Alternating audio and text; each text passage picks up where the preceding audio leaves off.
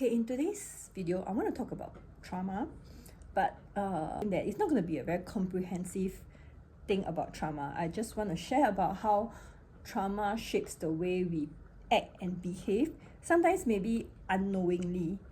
Yeah, so about 3 weeks ago, I had a chiropractic adjustment. The experience with the chiro wasn't great, but anyway, after the session, I couldn't walk for about at least 4 to 5 days. Yeah, I literally was crawling around my house. So this is actually the third time that someone laid their hands on me. That means there's a manual adjustment on my body, and then I couldn't walk. So the first time it happened was in Thailand. I had a massage, and after that I couldn't walk. The second time it was also okay, this term that I always forget.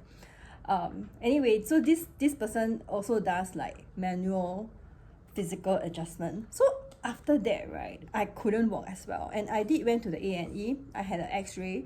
Everything was okay. Like it didn't show anything that is supposedly like spinal or disc related.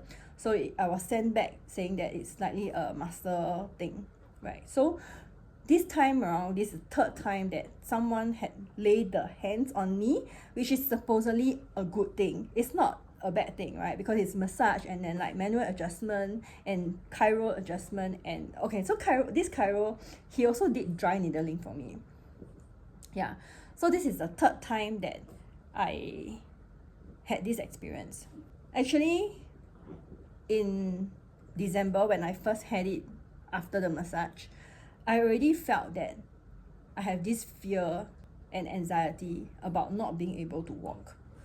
So when I felt my back strain in April, I was feeling that anxiousness, like that feeling. It's not just about loss of freedom, but I mean, okay, yes, it's a loss of freedom, and also more than that, it's very helpless. So this time round, after the chiro session, it was the worst among the three of them. Among these three experiences, it was the worst.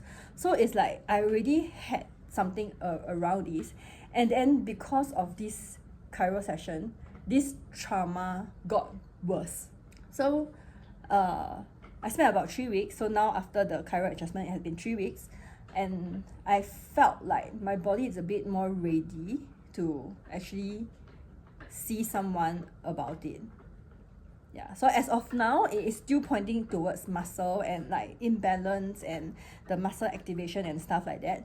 So I was ready to see a physio. This physio that I knew and I've seen her before, and I think she's great.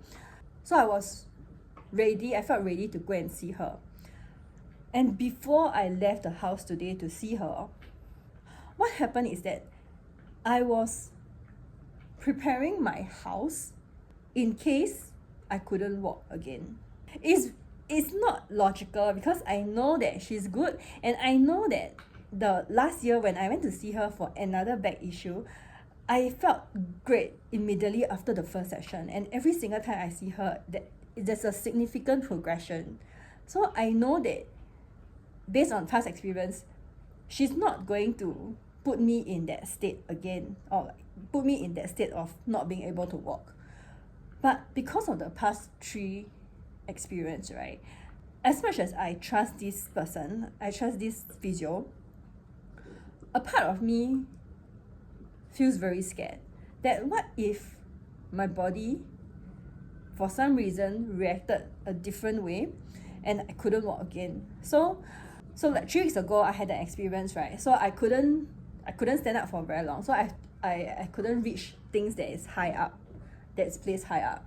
So before I left house today, I actually brought a lot of things down to a lower level in case when I come back today, it happened again. So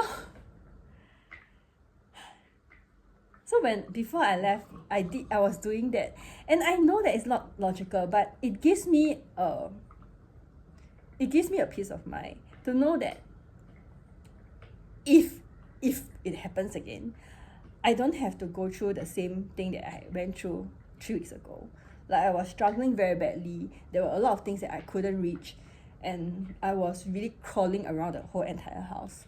And yeah, so like, sometimes people think that trauma is something that is out of the norm, and when our behavior will change drastically after a trauma. But sometimes it can just be a very small, subtle emotion, like anxiousness. So like when I felt a back strain in April, immediately I went back to December experience when I first experienced the massage and I couldn't walk after. And I felt that anxiousness, that helplessness. And this time round, the chiropractor, after the chiropractic adjustment, it was the worst, and I felt very humiliated, because I wasn't living like a human for like a few days.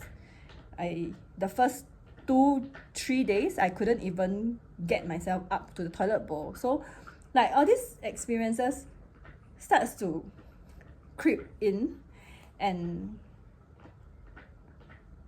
make me had a different experience of people putting their hands on me, even though it is actually for a good thing, and even though I trust this physio.